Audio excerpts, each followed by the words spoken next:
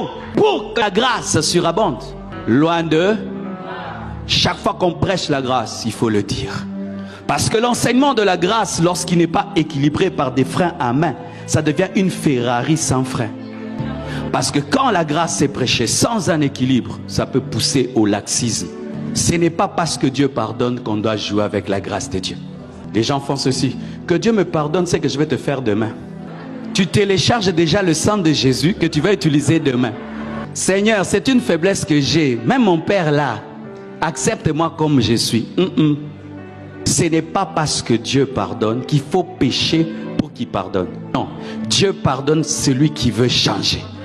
Celui qui reconnaît mais a la volonté de changer, d'abandonner. Mais si ton pardon c'est une information, frère, Dieu savait déjà. Seigneur, pardonne-moi, je suis avec le mari d'autrui. Oui, je le savais. Et tu dis quoi? Pardonne seulement. Oh non, tu le quittes. Non, je ne le quitte pas, pardonne. Tu as dit, tu pardonnes. Oui, tu confesses, mais tu délaisses. Faites attention à tous ces enseignements de la grâce que vous entendez. Après, vous perdez la crainte de Dieu. Ça ne vient pas de Dieu. La connaissance de la grâce amène la gratitude, la reconnaissance et la sanctification.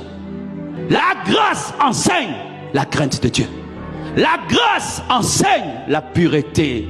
Une grâce qui pousse au mal, au laxisme, au désordre est une grâce mal comprise.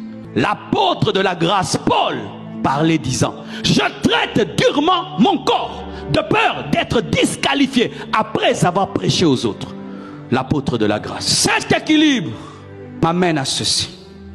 Je ne crois pas que mes œuvres vont me sauver.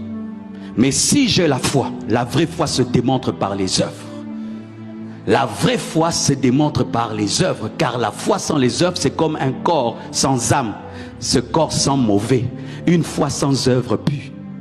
Une foi sans œuvre pue comme un cadavre. Quand tu as la foi sans les œuvres, ta foi est puante. Elle est morte, elle est fausse. La vraie foi ne nous laisse pas oisifs par rapport à la grâce de Dieu, mais nous amène à porter des fruits.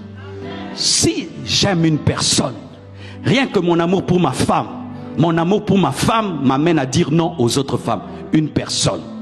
Maintenant, mon amour pour Jésus va me pousser chez les diables. Hein? Vous voyez ces enseignements-là? Tu aimes ta femme et ça fait que tu es fidèle à ta femme. Maintenant, toi, tu dis que tu aimes Dieu, mais ça te pousse vers Satan. Non-sens. Non-sens. Ça n'a pas de sens. Les hommes qui ont compris la grâce ne jouent pas avec la grâce.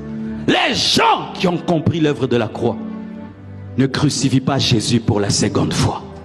Quand on vous prêche la grâce, on ne vous prêche pas le laxisme. On prêche la foi et la gratitude. La foi et la gratitude, parce que la grâce se reçoit avec foi et gratitude. Et dans la gratitude, il y a la sainteté, il y a la pureté. Je me sanctifie non pas pour mériter mon salut, mais pour dire merci de m'avoir pardonné, d'être mort à ma place. Et je lui offre ma vie comme un sacrifice vivant. Et quand j'offre ma vie comme un sacrifice vivant, je n'ai plus une vie de débauche et de péché.